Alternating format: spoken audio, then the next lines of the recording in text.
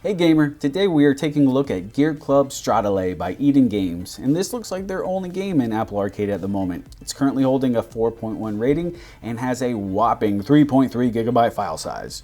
So let's see if it's worth putting near the top of your iPhone storage space list and take it for a test drive. First impression is that this game is a very pretty game.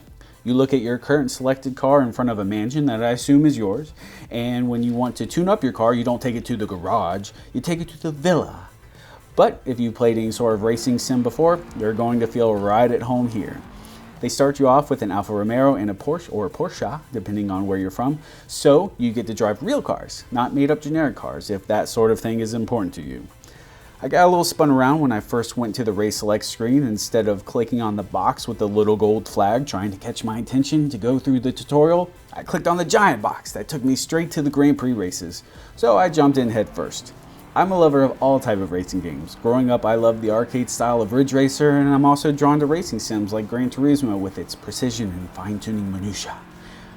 I would say that Gear Club definitely leans towards the sim side with its ability to tune every bit of your car and work towards adding cars to your garage. I mean, villa.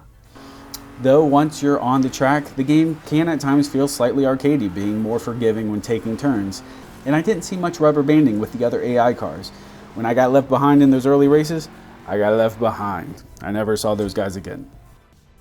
This is a great time to talk about control styles, of which I tried 4 options. In most modes, the developer has been considerate enough to give multiple options for accelerating and braking. You can put it in auto if you want the game to pretty much cut out the middleman and play itself, or you can have the brake on the left side of the screen and the gas on the right. And a final option of tapping anywhere to brake and pedal to metal when you let go. There's the rotation style you'll find in most mobile racing games. Rotation style works fine, but it's always a little chaotic to me to try to focus on a screen that I'm constantly twisting back and forth. Virtual wheel mode lets you use a slider to try to give a more analog feel. And with Aero Steering, you tap on the arrow on the left to turn left and the arrow on the right to turn right. Rocket science, I know, but that being said, my brain did melt a bit when trying to turn left and tap the brake with my right thumb and then switch that when making right turns. It's probably just me, I've never been able to learn piano either. The last driving style that I tried was with a controller, which is by far my favorite style. I was playing on my iPhone 13 Max with the Razer Kashi controller, which is just a delight. I can feather my gas, feather my brake, and it's not all or none. And it gets my fat thumbs out of the way of that beautiful scenery. Besides the Grand Prix tourneys, there are single races with different objectives, daily missions, and if you love unlocking achievements, this is the game for you. The game was handing out achievements left and right for difficult challenges such as opening this menu or opening that menu.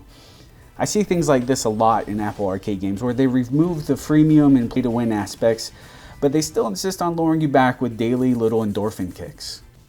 There's also an online mode, but what I played was more like a leaderboard where you're racing on an empty track to try to measure your best time against other players, and I did very well. So let's get down how I would rate this. It definitely gets high marks for its great graphics, multiple control options, and car customization, though I wish it had a little more robust online player modes. It does have great pickup and playness to play a quick race, but with using a controller being my favorite way to play, it does take away from the portability, being that I would have to attach my controller, but that's my hang-up, not yours. So I'm going to give Gear Club Stradale a solid 4.5 for being the best, if not the only option for a racing sim on Apple Arcade. If you're looking for other racing games on Apple Arcade that are much more in the arcade style of play, check out Asphalt 8 or Horizon Chase 2, which has a great clean retro vibe. Alright gamer, that's it for this review, so be sure to like and subscribe to see more Apple Arcade game reviews, list, and accessory reviews. See ya!